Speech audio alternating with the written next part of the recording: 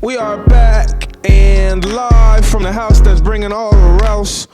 On today's show, it's playoff time. See what our predictions are going into the big dance. Who's out, who's in, and any potential sleepers who could be Super Bowl bound. Meanwhile, it's been some coaching shakeups with the regular season wrapping up. What's the future looking like for them and one dynamic team?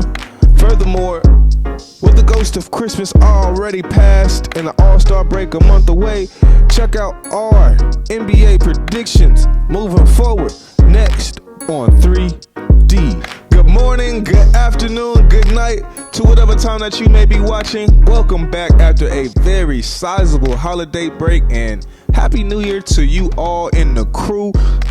Can I still say Happy New Year? Is it too late to do that?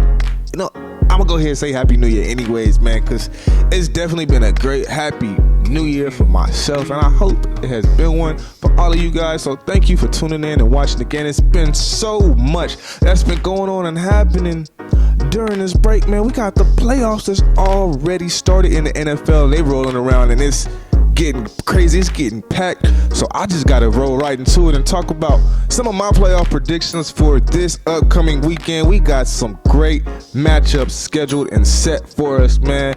Starting off with the Browns and the Houston Texans. Say what you want, man, about this Houston Texans franchise, but they have definitely shocked many and maybe all of the NFL world with how they played this season, man. They went all in on the draft, going 2-3, drafting CJ Stroud and Will Anderson Jr., man. They might mess around and have the offensive rookie of the year and the defensive rookie of the year in the same season. That's how great they have been with rookie head coach DeMeco Ryans, man.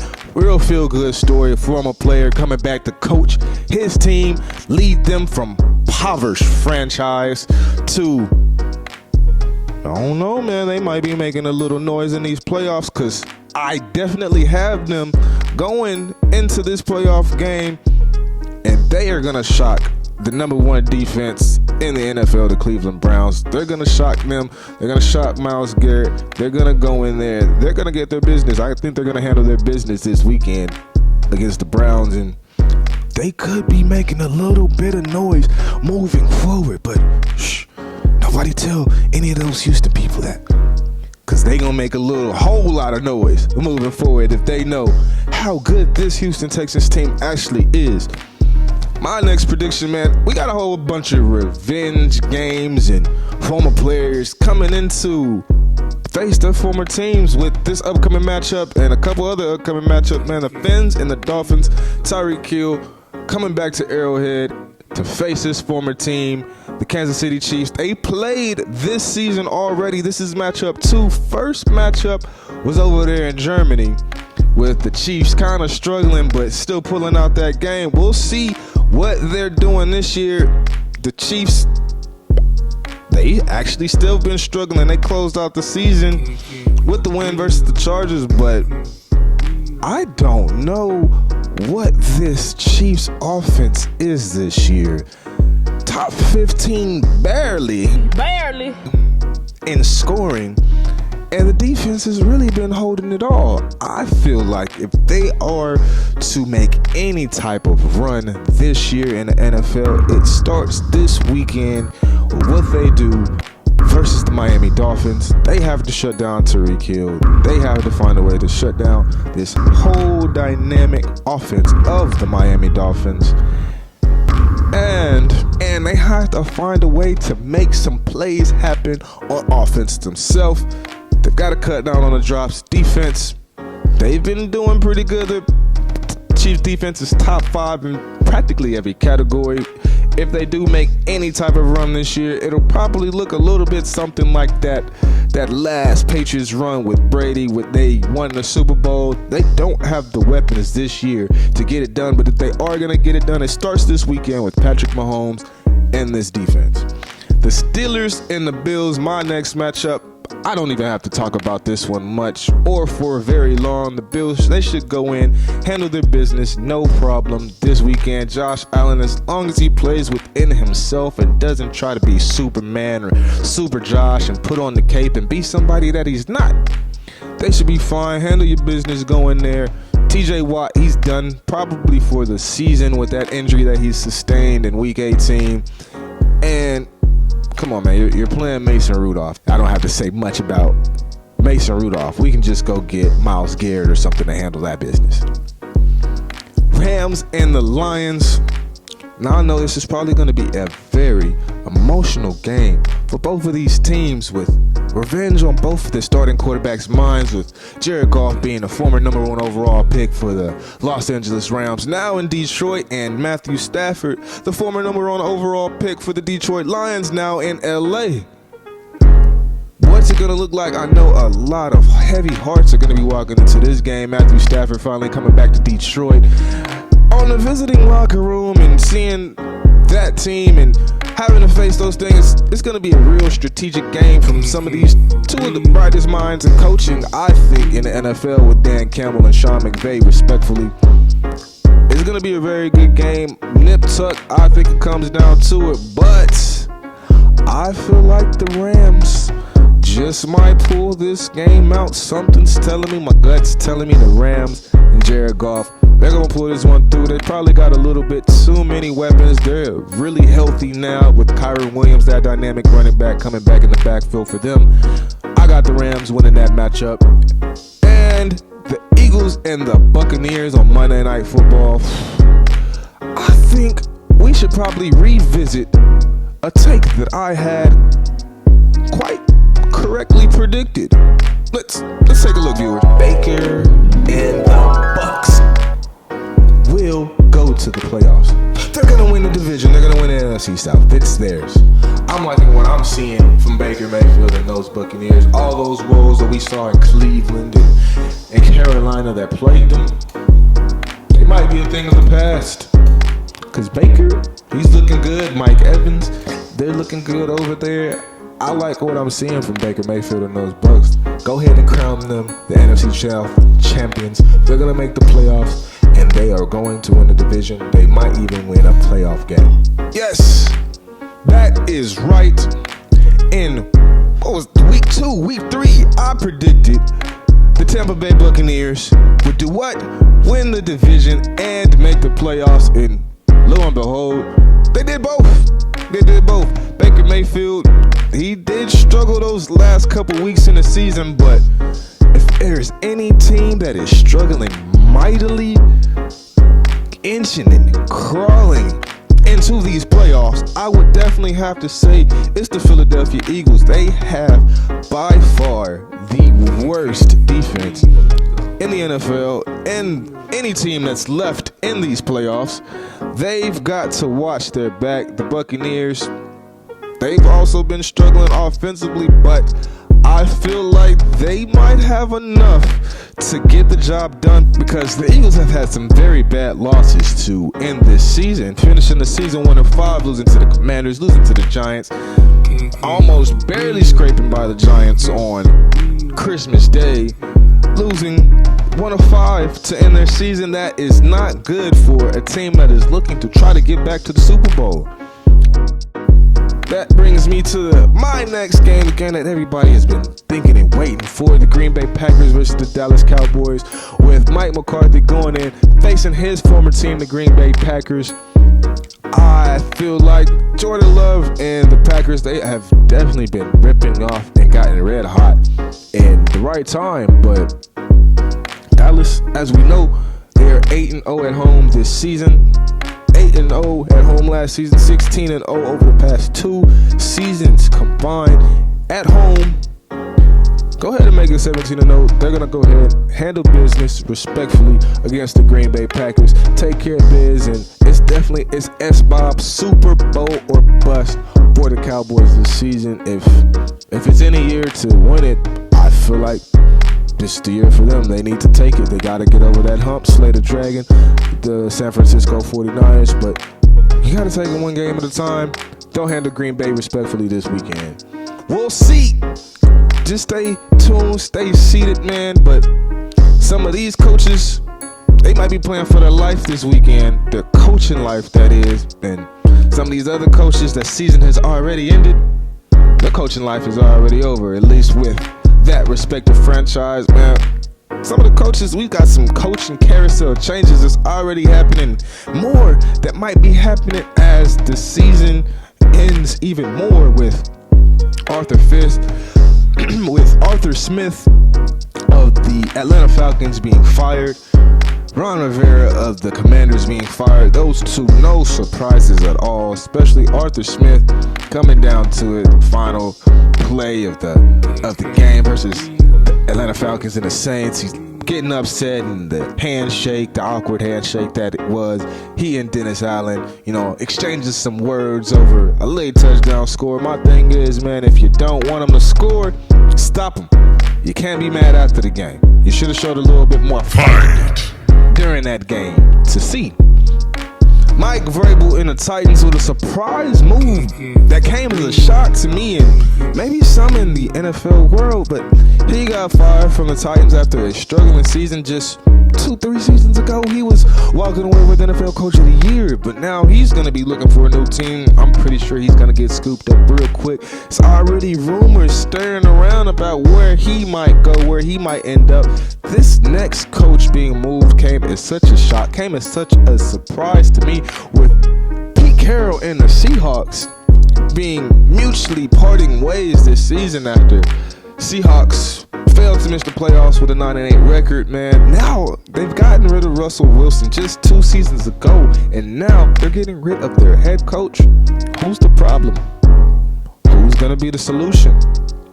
I don't know, but we know those two guys, they're out of Seattle, and Seattle is gonna be looking for a new head office man. And Mike Vrabel and Pete Carroll not even being the biggest coaching shocks to me this offseason, with the legend at Alabama, Nick Saban, finally stepping down and retiring after so long, being at the helm of one of the most dynamic dynasties in all of college football.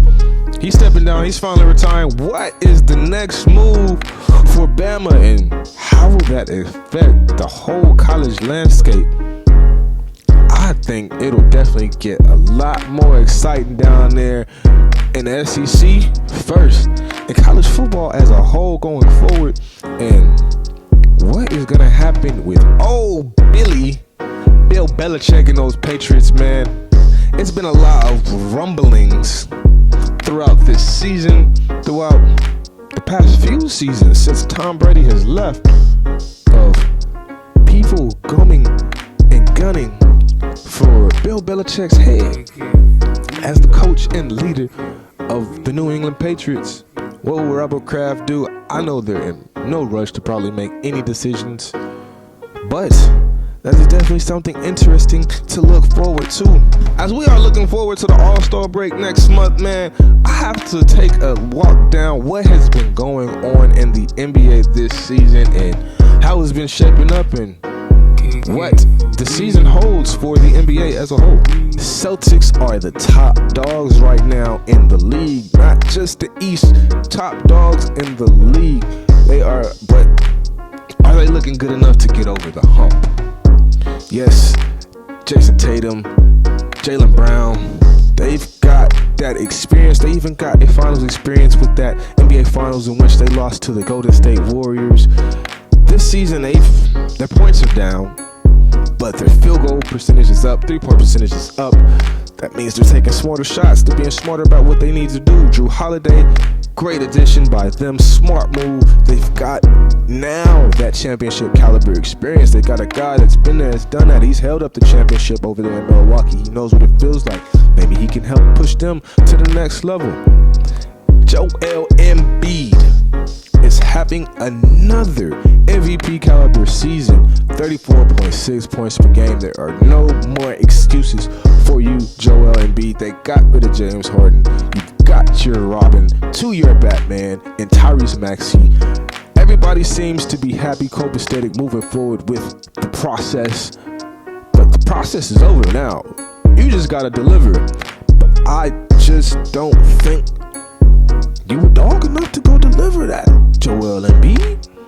And I think after this season, after they fail again to get over that hump, Joel's probably going to be looking for another team to try to win that championship with, because it's probably not going to be in Philadelphia. Tyrese Halliburton and the Pacers, they are big sleepers in the East. I see possible Eastern Conference Finals appearance for them. I love what Tyrese Halliburton has been doing for them this season. Yes, he's hurt, a little mild hamstring strain, but I like what he's been doing for that team going forward. And he's one of the purest passers in the league, leading the league in assists. Domantas Sabonis leading the league in rebounds, man. Those two dynamic duo right there is a reason why the Pacers are the number 5 seed and why they've got a lot of people shook in the East. They've swept the Bucks already. They've beat the Celtics a couple times, and I feel like Eastern Conference Championship a bust for the Indiana Pacers, and it's going to be a good season. It's definitely going to be a team to watch moving forward. That's as far as the East is concerned. As far as the West is concerned, the T-Wolves are nice. They're looking at the top. They're looking like they're at the top right now, but it is not enough caliber experience over there in Minnesota on that current roster. I love Anthony Edwards, man. He's a great young talent. Probably going to be the face of the league one day. But he and Karl Anthony Towns are not going to be enough to get to the level where they want to get to. Karl Anthony Towns, I feel like he doesn't have that takeover enough, that want, that will, that grit to go say, hey man, move out the way, go give me the ball, I'm gonna go get it done. He's not that big man. He's more that finesse pop game, you know. He needs to be the guy that's gonna dominate, that's gonna take over, because he's way too big to be settling for some of the things that he settles for. I don't see much for them going forward. The Thunder, the OKC Thunder, are major sleepers in the West and in the league as a whole. SGA, Chet, they've been playing phenomenal. Chet Holmgren has probably been one of the most dynamic rookies I've seen this season, and he should have been getting the hype that Victor Wembanyama was getting coming into this season. He's averaging over 19 points a game. He's averaging almost 10 rebounds a game. He's got multiple 6+ digit blocks a game. The defensive prowess is there. We're seeing that night in and night out with Chet Holmgren, and I like what I'm seeing from those OKC Thunder. They're definitely going to be making a whole lot of noise in the West come playoff time. Luka, Kyrie, and the Mavs, sometimes they struggle to share the spotlight. At times when Kyrie's out, he's not playing.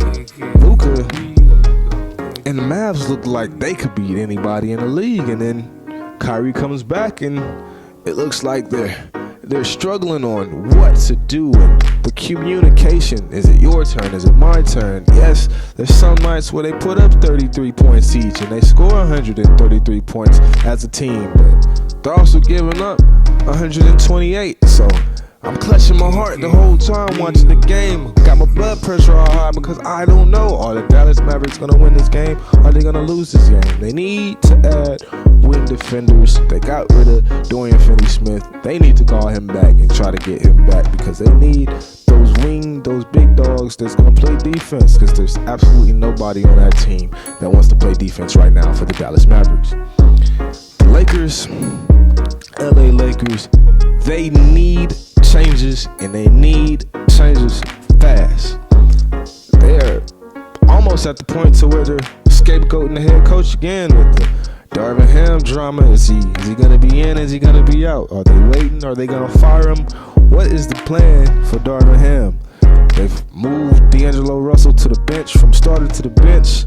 Are they going to trade him? I know he's not too happy coming off the bench from being a starter his whole entire NBA career. What does that mean? Are they going to go trade for a guy like Zach LaVine? Are they going to go try to give up the house to go get a guy like Zach LaVine? Is it going to make any difference for the Lakers going forward?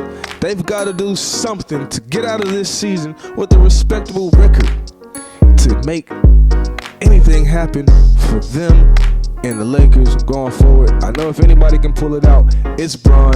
It's Bron. So, you know, he's the GOAT for a reason. I'm going to go ahead and get out of here, man. I appreciate y'all for coming back, sticking it out with me on another episode, man. I will see y'all again next week.